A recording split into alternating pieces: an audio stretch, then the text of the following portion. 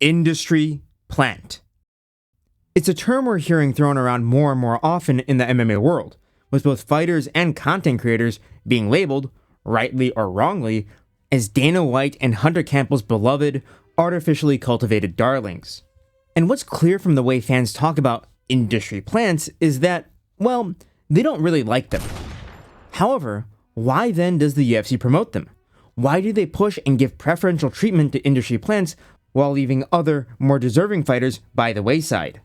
Well, in this video all about industry plants in MMA, we'll be going over the different kinds of industry plants, why the UFC pushes them as hard as they do, and why many MMA fans loathe their existence. So without further ado, let's get started.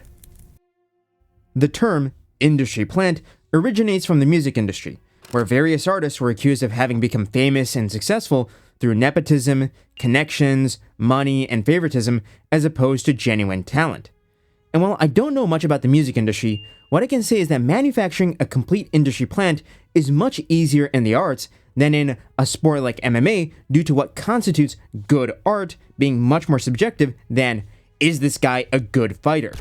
To put it simply, you can gaslight the entirety of Gen Z through MK Ultra tactics and TikTok brain rot into thinking that SoundCloud rappers are the pinnacle of lyrical genius, but you can't suddenly give Paddy Pimblett the boxing skills of Naoya Inoue.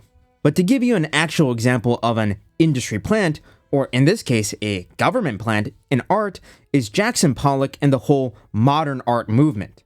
According to an article in JSTOR, which is a library of academic articles, it is very clearly stated that the CIA financed the Museum of Modern Art and the Congress of Cultural Freedom to help promote artistic forms like abstract expressionism.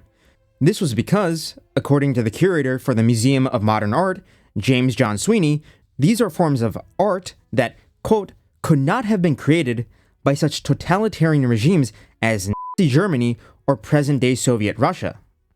And while I don't want to go on a whole tangent about this operation, which is why I'll leave a link to the article down in the description, it all boils down to the CIA trying to spread American liberal democracy by counteracting authoritarian forms of artistic expression by artificially propping up modern art. So yeah, fun fact of the day, the CIA is who you have to thank for people telling you to think that duct taping a banana to the wall is a form of high culture. But anyways, in the context of mixed martial arts, I think we can define a fighter who is an industry plant as the following. A fighter who receives preferential matchmaking and outsized promotion by the UFC relative to their actual skill or popularity. And when it comes to MMA media members, I think we can define an industry plant as a media personality who receives unprecedented and disproportional access to fighters and UFC brass. And when it comes to fighters who are industry plants, we can further break them down into two separate categories. The first are fighters with strong, niche fan bases that they built outside of the UFC that they're bringing into the promotion, and second, pure industry plants who are being built up solely within the UFC media ecosystem. In the first category, which I will call the pre-existing fanbase plants, I would put fighters like Paddy Pimblett, Bo Nickel, and my dear Pookie Bear Kai Asakura. In Paddy Pimblett's case, he entered the UFC with a strong following in the UK he built while competing in Cage Warriors, as well as the huge fanbase he built on YouTube. And similar to Pimblett, there's Kai Asakura, who has an enormous Japanese fanbase he built through his fights in Ryzen, his YouTube channel, and by promoting his brother's fight organization, Breaking Down. On the other hand, Bo Nickel seemingly doesn't have a huge social media following, but the following he does have is very lucrative for the UFC, as his fanbase most likely consists of affluent middle to upper middle class American men with a passion for college wrestling, who are likely to spend exorbitant amounts of money for tickets and pay-per-views back when the UFC was still operating under that model. And opposed to those guys, we have the pure industry plants, and in this category, we would have fighters like Sean O'Malley, Tommy McMillan, and Raul Rosas Jr. Fighters in the pure industry plant category are those who were or are in the process of being propped up into becoming big draws for the UFC. They are fighters whose fan bases were cultivated entirely within the Zuffa media ecosystem and are being tailored to target certain demographics that the UFC wants to pursue. In the case of Sean O'Malley and Tommy McMillan, who both train with Tim Welch under the banner of Red Hawk Academy, they are most likely being targeted towards appealing to Gen Z and Gen Alpha American men, and I'll explain the reasons why they're being built up like that later on in the video.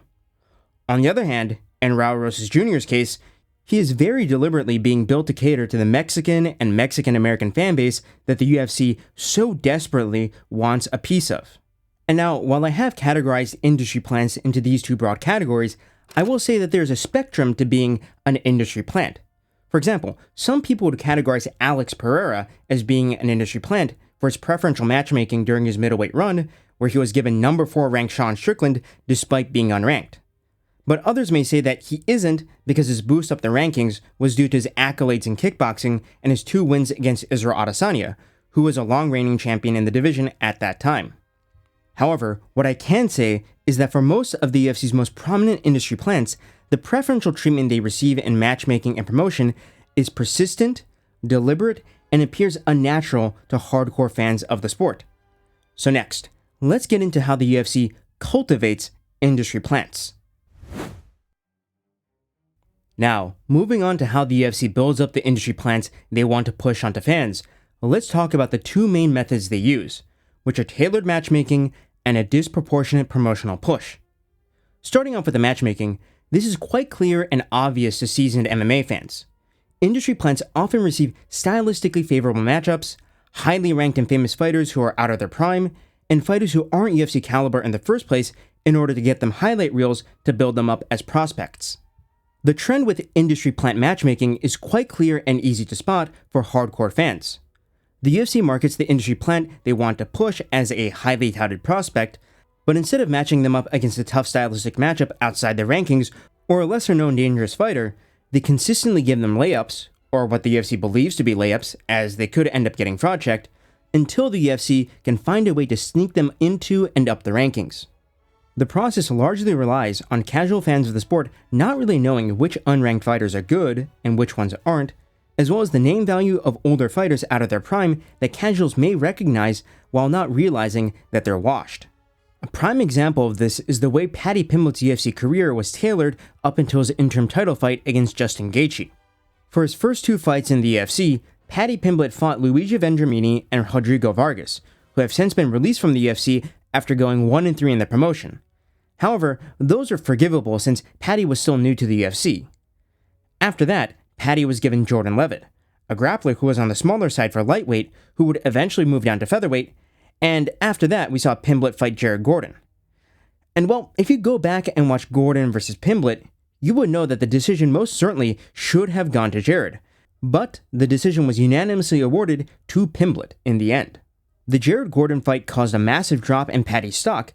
However, the UFC hadn't given up on pushing him up the rankings, which is why they booked Paddy Pimblett against Tony Ferguson, who at the time was on a 6-fight losing streak in the promotion and was coming off of a submission loss against Bobby Green. Paddy defeated Tony Ferguson by decision, but he gassed out terribly in the 3rd round, which caused his stock to drop even more. However, now that Pimblett was on a 5-fight win streak in the UFC, the matchmakers could justify him getting a ranked opponent. And that is why the UFC booked him against Bobby Green, a 37-year-old striker who was up there in age and was the lowest level ranked opponent the UFC could find for Pimblett. And then, after beating Bobby Green, the UFC booked Paddy against yet another overranked and past his prime fighter in Michael Chandler, who was 2-4 in the UFC, 38 years old, and coming off of losses to Dustin Poirier and Charles Oliveira. And based on this resume, where Paddy Pimblett defeated 0 highly ranked opponents in their prime and 0 stylistically difficult opponents, he was given an interim title shot against Justin Gaethje in the main event of UFC 324. Another example of this kind of matchmaking is apparent in how Sean O'Malley was matched up in his come-up. And I went through this in detail in my video about Sean O'Malley specifically, so I won't go into depth about it here, but I'll just give you a summarized version of it in this video. From the time Sean O'Malley debuted up until the Pedro Munoz no contest, the only fighters who Sean O'Malley faced that have a positive UFC record were Jose Alberto Quinones, who has a UFC record of 5-4, and Marlon Vera. And even though that loss was a fluke, a loss is still a loss. And it was based on those wins, those unranked wins, that Sean O'Malley got his number 13 ranking, after which he was shot up the rankings against Petr Yan, won a fight that almost everybody agrees should have been scored to Yan, and then given a title shot against an overtrained Aljamain Sterling who was pressured by Hunter Campbell into taking the fight despite not being ready, as you're about to hear next. I still have injuries that I'm still nursing to this day. I announce a fight, and then the first thing Aljo says is, well, if my body holds up. So now you have fans going, should I buy tickets to Boston and a plane ticket and get a room? Because this guy might not show up. You're either in the fight or you're not in the fight. I'm gonna fight, even though it's literally against my will. You don't want to fight, Aljo. You don't have to fight. I'm not forcing you to fight. So you got to decide what you want to do. And whatever you decide, I'm cool with. So I guess where I sit is it kind of puts me in a bad light where it's like, this guy can't get out of his own way. And he kind of ruining things. And I'm like, I don't get that thought process of doing that to someone who's always done whatever was asked for him to do. But I can tell you, you're at your peak. You've looked incredible. And it's just this opportunity for you to take his audience that he has built in and introduce you to them. But instead of using the platform and the increased media coverage, it's almost like you're working against it. I see your point 100%. I just still feel, like you said, the communication out of the gate was kind of like, it was a little blindsided. You know what I mean? Like, I literally just fought and Dana made the fight right then and there. I know it's a big opportunity. My only thing, like I said, from the very beginning was, damn, I just wish we had a conversation. That was it. And of course, after that fight, he got a free title defense against Marlon Vera, who was coming off of a single close decision win against Pedro Munoz. And sure, you could say that the shot was justified because Vera had beaten O'Malley in the past, but then if we're going by that logic, Charles Johnson should have got a title shot against Joshua Van, especially since Johnson's win over Van was perfectly legitimate as opposed to the fluke that Vera got over O'Malley. However, in O'Malley's defense, I believe that after he got beat twice in a row by Merab, with the second fight being an undeserved rematch, his matchmaking has been much more acceptable and less industry planty. He clearly beat Song Yadong and is now scheduled to face Ayman Zahabi at the White House, which is a stylistically favorable matchup, but not egregiously inappropriate matchmaking like we've seen in the past. So I would classify O'Malley as the rare, successful industry plant. The final example, and the most blatant example of industry plant matchmaking, is Kaya Sakura getting an immediate title shot in his UFC debut against Pantoja, and then, after losing that, getting a ranked fight against a highly ranked veteran in Tim Elliott who was coming off of a layoff. And well, after losing that, he's finally being matched up with someone more appropriate in Cameron Smotherman. And if he loses that one, I might even delete this YouTube channel. But anyways, now that we've gone over the way that industry plant matchmaking works, let's talk about the promotional tricks, both subtle and blatant, that the UFC uses to push their manufactured darlings. Now moving on to the promotional and marketing side of things, let's talk about some trends and how the UFC pushes industry plants through their media machine. So, starting off with the most blatantly obvious stuff, let's talk about card placement. Many industry plants are put incredibly high up on cards despite being much less skilled and fighting low-profile competition. The most egregious example of this was Bo Nickel fighting Cody Brundage on the pay-per-view portion of the historic UFC 300 card, with many fans criticizing how it made no sense that Nickel versus Brundage was that high up when former champions like Yuri Prohaska and Aljamain Sterling were on the prelims. Another example is Paddy Pimblett being the co-main event of UFC 282, which was a weak card to be fair, but the event still had other ranked fighters on the card that should have deserved that slot above him. However, at least back when pay-per-view sales were important, you could argue that having them on the main card helped to sell a few extra, so that is alright. But a much more subtle, and also much more manipulative way that the UFC promotes industry plants is through their use of language.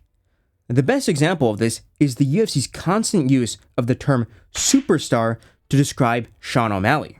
Leading up to his fight with Pedro Munoz, the UFC published an article on their website titled Sean O'Malley and the Superstar Life. And then, in an article they published leading up to his fight with Marlon Vera, they repeatedly referred to him as a superstar. And after he won the belt against Aljamain Sterling, this is what Daniel Cormier had to say about him. It may take a high-level striker if you're going to beat Sean O'Malley. I mean, I don't know, man. The guy is as impressive as they come, and tonight he became a real superstar. And then, leading up to the Cheeto Vera rematch, this is what John Anik said about Sean O'Malley. But I think when you look right now at the top 5 superstars in the UFC, Sean O'Malley is already there. And leading up to the Sphere event, this is what both John Anik and the guy at the desk for ESPN said about Sean O'Malley headlining the card. And you got a superstar in Sugar Sean O'Malley there to be the headliner. What makes him, a guy you and I have talked about before on our show, the guy to be sort of the headliner here in Sphere? Well, he's our biggest American superstar at present, certainly a top 5 company star. And now, look at the UFC Twitter page. A superstar was born at UFC 292. And then, after his title defense against Chito Vera, a superstar. And then, if you look at the comments below this post, you'll see that the fans are fully aware of what the UFC is doing here. Just to give you a few examples, cool it with the superstar shit. You'll want him to be a star so bad. He is so great, but the difference between him and a real superstar is that you don't have to tell the world about it. The world comes to know about you anyway. A superstar who needs to be pushed every second. And the comment that hits the nail right on the head. If you say it enough times, maybe he'll become one. The UFC media machine is deliberately trying to create a mental association between the name Sean O'Malley and the term superstar. And the thing is, they are not trying this with their newest industry plant, Tommy McMillan, who is Sean O'Malley's teammate. Just listen to what Michael Bisping had to say after Tommy McMillan got a sloppy TKO finish against Manolo Zacchini, a guy who hadn't fought since 2023 at the Apex. His debut in dramatic fashion.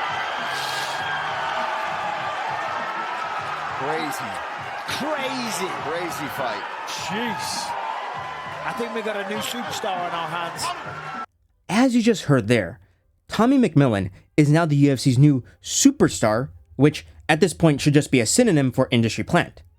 And sure, you might call me a schizo for noticing all of this, but hey, just a reminder, the CIA was behind modern art, and at least in their case, they were much more subtle about it. But anyways, let's now move on to the reasons why most fans despise industry plants, and why the UFC continues to force industry plants onto the fanbase in spite of that. So, starting off with why many MMA fans hate industry plants, I think the core reason all comes down to one word: fairness. Although the strength of the feeling varies from person to person, I believe that every individual has an innate sense of fairness that is violated whenever we see someone getting opportunities and treatment that we do not think they deserve. And in a sport like mixed martial arts and a fight promotion like the UFC, where the best are supposed to be fighting the best, this can be particularly frustrating. It's annoying to see industry plants get layups while other fighters we like get fed to killers. And when the fighters we do like end up beating said killers, they don't get rewarded in the same way that the industry plant did for beating a layup.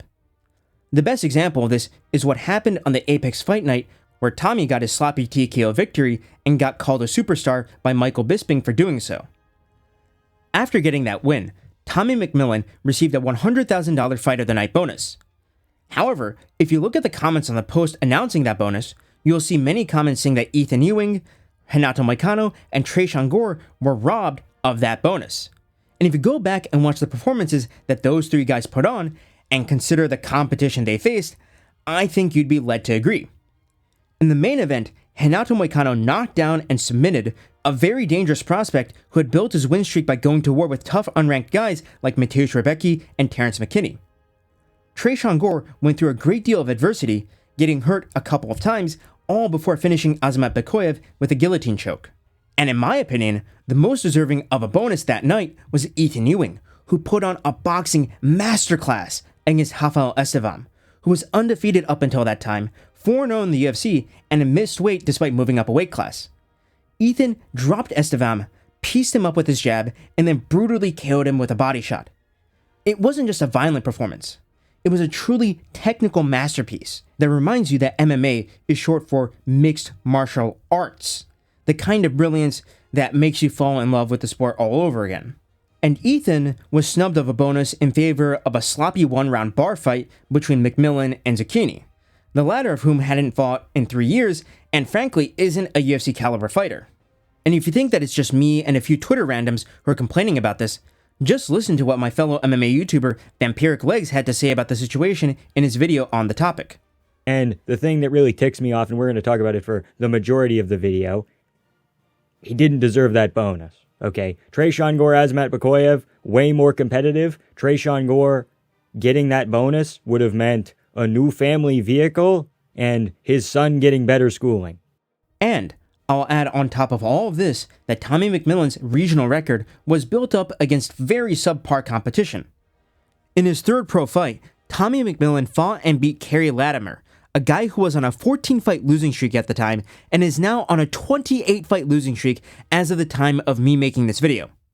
And in the final fight Tommy McMillan had on the regional scene, he fought and beat Dumar Loa, who was 21-19 at the time and went on to lose 7 in a row after losing to McMillan. Like, I'm gonna be frank here, this is levels of record padding that would make Khabib himself blush. As we saw in his UFC debut, Tommy isn't all that.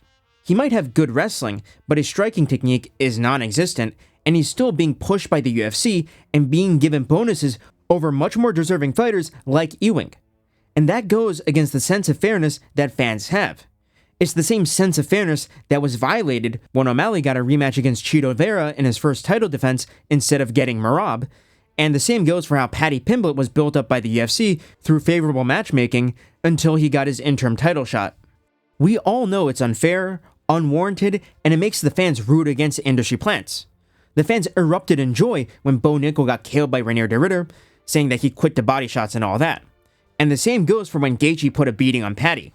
And yes, I was giddy when Merab mauled and submitted O'Malley when Sean got that undeserved rematch for the title at UFC 316. And when it comes to media members, there are many of us who despise Nina Drama for having unfettered access to fighters to farm views, and all laughed when she was exposed as a hypocrite by MMA Guru. Heck, there are guys like Jaden Cable who get a lot of hate for allegedly being an industry plant because he's able to get interviews with fighters and make content with them and gets attention from Dana White on Instagram sometimes. And personally, I don't even think Jaden is working for the UFC or anything like that. However, why exactly is it that the UFC continues to push industry plants despite all of the backlash they get? Well, I think it comes down to two reasons, and it varies depending on the kind of industry plant that is being pushed. So if you would recall the two broad categories of industry plant that I was talking about, there are the pre-existing fanbase plants and the pure plants. Starting with the pre-existing fanbase industry plants, I think the answer is pretty obvious. Having Bo Nickel, Paddy Pimblett, or Kaya Sakura at the top of the division or on a main card is going to drive a great deal of viewership from fan bases who wouldn't ordinarily tune into a UFC card. I mean, speaking just about Kai, I've heard some rumors that Kai's fights in the UFC have resulted in some of the highest viewership of the UFC from Japan ever recorded, far surpassing Tatsuro Taira and even Kyoji Horiguchi. However, that doesn't explain why the UFC produces the pure industry plants like Sean O'Malley and Tommy McMillan. But I have a theory on what's going on there. And starting with the reason why I came up with the theory, let's go back to Vampiric Legs' video on Tommy for a bit. You want to know what Tommy McMillan did with that 100K bonus? He took it down to Vegas. He was already in Vegas. He went down to the Strip. He put 100K of his 100K bonus on black at a casino. And you want to know where that money went after that?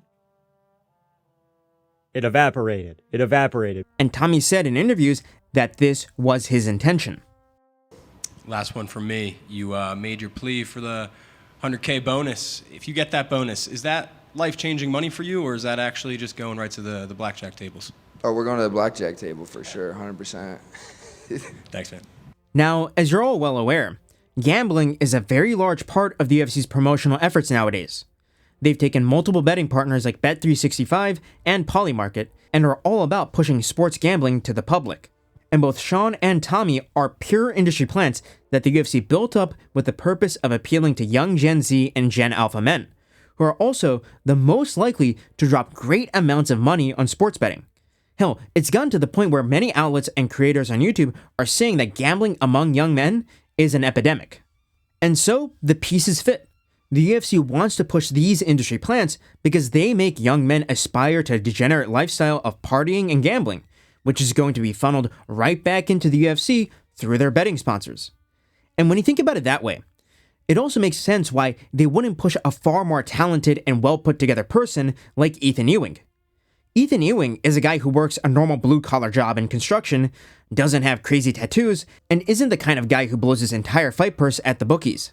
Or at least, he doesn't seem like that kind of guy. And since that's the case, that's bad business for the UFC. The guys they want to have as the face of the sport, at least for young men, are guys who will encourage young men to drop half their paycheck on a 10-leg parlay and not someone who will tell you to work a decent job and invest into an index fund.